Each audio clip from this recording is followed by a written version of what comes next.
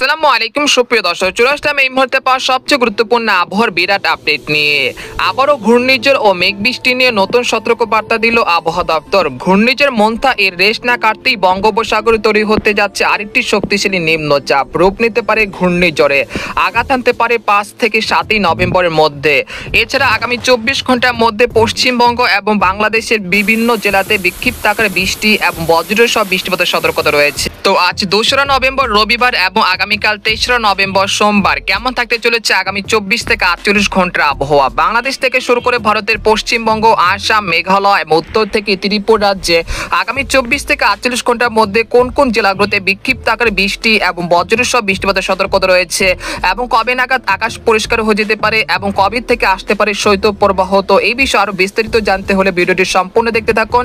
আর আপনি কোন জেলা থেকে খবরটি দেখছেন, আপনার জেলার নামটি আমাদের কমেন্ট বক্সে জানিয়ে দিবেন। আর সবার আগে সর্বপ্রথম সেটি খবর জানতে আমাদের চ্যানেলটিকে সাবস্ক্রাইব করে রাখুন। এবার জেনে নেওয়া যাক এক নজরে। বন্ধুদের পর আমরা সরাসরি উপগ্রহ চিত্রে চলে আসলাম। তো এখান থেকে আপনারা দেখতে পাচ্ছেন যে ঘূর্ণিঝড় মন্থা এর অবশিষ্টাংশের প্রভাবে দেশের ৮ বিভাগের ৬৪ জেলাতে গত কয়েকদিন ধরে বৃষ্টি এবং ভারী বৃষ্টিপাত হতে দেখা গিয়েছে।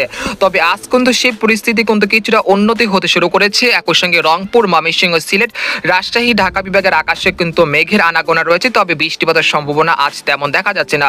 তবে আজ রাতের মধ্যে রংপুর, ময়মনসিংহ, রাজশাহী বিভাগে ২-১ স্থানে গুড়ি গুড়ি বৃষ্টিপাতের সম্ভাবনা রয়েছে। তবে ভারী বৃষ্টিপাতের সম্ভাবনা তেমন দেখা যাচ্ছে না।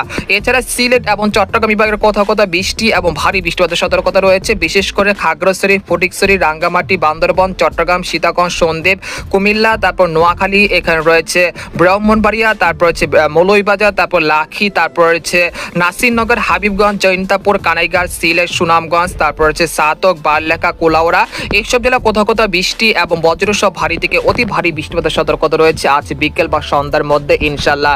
এছাড়া ময়মনসিংহ, নেত্রকোনা ২-১ স্থানে কিছুটা হালকা মাঝারি বৃষ্টিপাতের সম্ভাবনা রয়েছে আজ দিনের অধিকাংশ সময়। এছাড়া ঢাকা, তারপর হচ্ছে খুলনা, বরিশাল, রাজশাহী এবং রংপুর বিভাগের আকাশ মূলত আংশিক মেঘলা থেকে পরিষ্কার থাকতে পারে। তবে এই মেঘের ঘনঘটা আজ বিকেল বা রাতের মধ্যে কেটে যেতে পারে এবং আগামীকাল থেকে আকাশ কিন্তু অনেকটা পরিষ্কার হয়ে যেতে পারে এবং দেশের উত্তর পশ্চিম অঞ্চল থেকে শীতল হাওয়া বইতে শুরু করবে।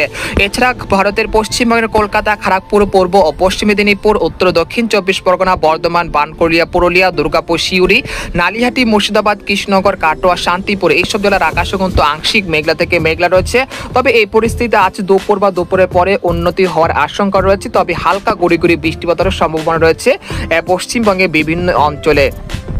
এছাড়া উত্তরবঙ্গের আলিপুরদুয়ার, কোচবিহার, জলপাইগুড়ি, শিলিগুড়ি, উত্তর দক্ষিণ দিনাজপুর, মালদহ, আসাম, মেঘালয় এবং গোয়ালপাড়া, গুয়াহাটি, এইসব জেলার আকাশও কিন্তু বেশ মেঘলা থেকে মেঘলা রয়েছে। তবে এই মেঘের আনাগোনা আজ রাত পর্যন্ত অব্যাহত থাকতে পারে। তবে আগামীকাল থেকে আকাশ পরিষ্কার হয়ে যেতে পারে এবং নীল আকাশে দেখা মিলতে পারে দেশের বিভিন্ন অঞ্চল এবং উত্তরবঙ্গ এবং আসাম, মেঘালয়, সেই সাথে রয়েছে পশ্চিমবঙ্গের বিভিন্ন জেলাতে।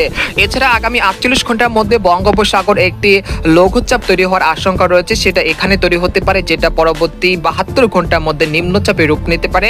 এমনকি এটা ৫ থেকে ৭ই নভেম্বর বাংলাদেশের খুলনা, বরিশাল, চট্টগ্রাম বিভাগের যে কোনো উপকূল দিয়ে আঘাত হানে সম্ভাবনা রয়েছে। এই সময় বাতাসের সর্বোচ্চ গতি থাকতে পারে ঘন্টা ৪০ থেকে ৫০ কিলোমিটার। তবে এটা কোন উপকূলে আঘাত হানবে এবং কত কিলোমিটার বাতাসের গতি হতে পারে সেটা এখনো নিশ্চিতভাবে বলা যাচ্ছে না, যেহেতু এটা এখনো তৈরি হয়নি। তবে এটা তৈরি হওয়ার প্রক্রিয়া শুরু হচ্ছে। তো আপনাদেরকে যদি ইউরোপিয়ান যে বায়ুমোটটা রয়েছে সেখান থেকে যদি দেখায় তাহলে আপনারা বুঝতে পারবেন। আপনাদেরকে সরাসরি দেখানোর চেষ্টা করছি আইকন মডেল থেকে। তো এখান থেকে দেখতে পাচ্ছেন যে এই মুহূর্তে বঙ্গোপসাগরে এখানে একটি ঘূর্ণাবর্ত তৈরি হচ্ছে। সেটা আগামী ৩রা নভেম্বর সোমবার সেটা আরো ঘনীভূত হতে পারে। তারপর ৪ঠা নভেম্বর এটা একটি লঘুচাপে তৈরি হতে পারে। তারপর ৫ই নভেম্বর এটা সুস্পষ্ট লঘুচাপ থেকে নিম্নচাপে রূপান্তরিত হতে পারে এবং 5ই নভেম্বর রাতের দিকে এটা বাংলাদেশের খুলনা বা বরিশাল বা চট্টগ্রাম বিভাগের স্থলভাগে আঘাত আনার সম্ভাবনা রয়েছে। দেখা যাচ্ছে যে এটা খেপুপাড়া, লালমোহন, সন্দ্বীপ এই অঞ্চল দিয়ে স্থলভাগে অতিক্রম করতে পারে। এই সময় বাতাসের সর্বোচ্চ গতি থাকতে পারে ঘন্টায় ৮০ থেকে প্রায় ৭০ কিলোমিটার। তবে এটা এখনো তৈরি হচ্ছে না। তবে এই সম্পর্কে এখনো আপনাদেরকে ধারণা দেওয়ার চেষ্টা করছি। এটা পুরোপুরি সিদ্ধান্ত নয়, এটা কোন উপকূলে আশ্রয় পড়বে বা এটা আদৌ কি তৈরি হবে সেটা এখনো নিশ্চিতভাবে বলা যাচ্ছে না, যেহেতু এখনো এটা তৈরি হয় না। এটা পরবর্তী ২৪ ঘন্টার মধ্যে তৈরি হবে, তার পরবর্তীতে আপনাদেরকে জানানো হবে। তো আপনারা দেখতে পাচ্ছেন যে এর প্রভাবে মূলত খুলনা, বরিশাল, চট্টগ্রাম চট্টগ্রাম এবং সিলেট বিভাগে বেশ কটি অঞ্চলে বৃষ্টি এবং ভারী বৃষ্টিপাত হতে পারে আগামী 5 থেকে 6 নভেম্বর। যদি আপনাদেরকে বৃষ্টি বা ভারী বৃষ্টিপাতের মোডে যদি দেখায় তাহলে আপনারা বুঝতে পারবেন। তো এখান থেকে দেখতে পাচ্ছেন যে আগামী 5ই নভেম্বর বিকেল বা সন্ধ্যার দিকে বরিশাল চট্টগ্রাম বিভাগে বিভিন্ন জেলাতে বৃষ্টিপাত শুরু হয়ে যেতে পারে এবং সেটা পরবর্তীতে দেখা যাচ্ছে ঢাকা, তারপর হচ্ছে চট্টগ্রাম, তারপর সিলেট বিভাগে বেশ কটি অঞ্চলে এই বৃষ্টিপাত কিন্তু তাণ্ডব চালাতে পারে। এর ফলে 5ই নভেম্বর থেকে 6 নভেম্বর মূলত বরিশাল, তারপর রয়েছে চট্টগ্রাম এবং সিলেট বিভাগে ভারী থেকে অতি ভারী বৃষ্টিপাতের সতর্কতা রয়েছে। তো এরপর যে আপনাদেরকে ইউরোপিয়ান যে মেঘের বার্তা রয়েছে সেখান থেকে আপনাদেরকে জানানোর চেষ্টা করব আগামী 5 দিনের আবহাওয়া কীরকম থাকতে পারে। সেই জন্য আমরা আবারও জিএফএস এর যে পূর্বাভাসটি রয়েছে সেখানে আমরা সরাসরি চলে যাব। তো আমরা দেখতে পাচ্ছি যে আজ বিকেল বা সন্ধ্যার মধ্যে রংপুর, রাজশাহী, ময়মনসিংহ, সিলেট বিভাগে 2-1 স্থানে হালকা থেকে মাঝারি ধরনের বৃষ্টিপাতের একটা সম্ভাবনা রয়েছে। তারপর রাতের দিকে আকাশ কিন্তু অনেকটা পরিষ্কার হতে শুরু করেছে। রংপুর, রাজশাহী, ময়মনসিংহ এই অঞ্চলের আকাশ পরিষ্কার হয়ে গেছে। তবে চট্টগ্রাম এবং সিলেট বিভাগে 2-1 স্থানে সামান্য আকারে হালকা থেকে মাঝারি ধরনের বৃষ্টি বা বজ্রসহ বৃষ্টিপাতের সম্ভাবনা রয়েছে। এরপর আমরা রাত 3টার দিকে চলে আসলাম। আসার পর দেখতে পাচ্ছি যে এখানে সিলেট এবং চট্টগ্রাম এবং ভারতের ত্রিপুরা রাজ্যে বেশ কটি অঞ্চলে হালকা থেকে মাঝারি ধরনের বৃষ্টিপাতের সম্ভাবনা থাকছে। তারপর 23 নভেম্বর সকালের দিকে দেখা যাচ্ছে রংপুর, রাজশাহী, ঢাকা, খুলনা, বরিশাল এবং ভারতের পশ্চিমবঙ্গের আকাশ কিন্তু বেশ পরিষ্কার হয়ে গেছে। তবে চট্টগ্রাম, সিলেট বিভাগের আকাশ কিন্তু বেশ মেঘলা থেকে মেঘলা থাকতে পারে আগামীকালও। এরপর আমরা দেখতে পাচ্ছি বিকেল বা সন্ধ্যার দিকে দেশের 8 বিভাগের 64 জেলার আকাশ কিন্তু বেশ ফকফকে পরিষ্কার হয়ে গেছে, রোদের দেখা মিলতে শুরু করেছে। সেই সাথে কিন্তু মেঘের আনাগোনা অনেকটাই কমে গেছে। একই সঙ্গে দেশের উত্তর পশ্চিম অঞ্চল থেকে শীতল হাওয়া বইতে শুরু করেছে, অর্থাৎ দেশের বিভিন্ন অঞ্চলে শীতের আমেজ কিন্তু বৃদ্ধি পেতে শুরু করেছে। তারপর আমরা দেখতে পাচ্ছি 23 নভেম্বর রাতের দিকে চলে আসার পর দেখতে পাচ্ছি দেশের আকাশ কিন্তু অনেকটাই পরিষ্কার হয়ে গেছে এবং শীতের আমেজ কিন্তু শুরু হয়ে গেছে দেশের উত্তর অঞ্চলে।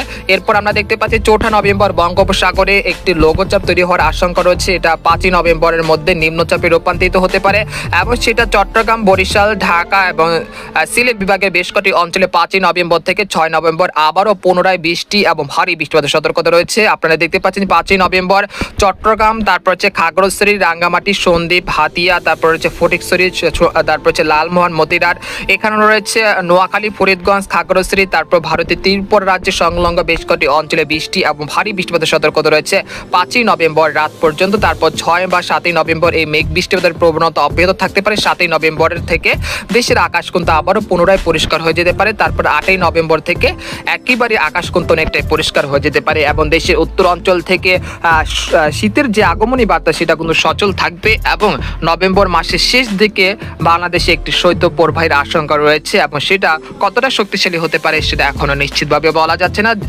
এবং আপনাদেরকে ধারণা দেওয়ার চেষ্টা করছি নভেম্বর শেষ সপ্তাহে বাংলাদেশে একটি শীতলতম আবহাওয়া কিন্তু পরিস্থিতি বা বিরাজমান থাকতে পারে নভেম্বর মাসের শেষ দিকে।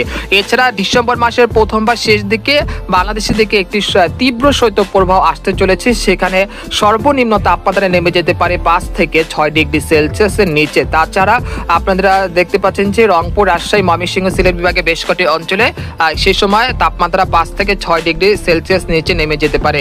এরপর যে আপনাদেরকে জানানোর চেষ্টা করবো আরেকটি মডেলের পূর্বাভাস, যেটা হলো বৃষ্টি বা বজ্রবাহী। এখান থেকে দেখতে পাচ্ছি যে আগামী 24 ঘন্টার মধ্যে মূলত সিলেট, চট্টগ্রাম বিভাগে 2-1 স্থানে হালকা থেকে মাঝারি ধরনের বৃষ্টিপাত হতে পারে। তারপর 23 নভেম্বর বৃষ্টিপাতের প্রবণতা অনেকটা কমে যেতে পারে। তারপর 5 নভেম্বর সিলেট, ঢাকা, খুলনা, বরিশাল, চট্টগ্রাম বিভাগে 2-1 স্থানে হালকা থেকে মাঝারি ধরনের বৃষ্টিপাত হতে পারে। তারপর 8 নভেম্বর থেকে দেশের আকাশ কিন্তু অনেকটা পরিষ্কার হয়ে যেতে পারে। একই সঙ্গে আপনারা দেখতে পাচ্ছেন যে ভারতের বিভিন্ন রাজ্যে কিন্তু শীতলতম আবহাওয়া কিন্তু শুরু হয়ে গেছে। সেই শীতলতম আবহাওয়া আস্তে আস্তে অন্তত 10 তারিখ লেগে যেতে পারে। তারপরে নভেম্বর মাসের 11 তারিখ থেকে 20 তারিখের মধ্যে বাংলাদেশের 8 বিভাগের 64 জেলাতে রাতের শীতের যে তীব্রতা সেটা অনেকটাই বৃদ্ধি পেতে শুরু করবে। তো আজকের খবর এখানে শেষ করলাম। সবাই ভালো থাকুন, সুস্থ থাকুন, আল্লাহ হাফেজ।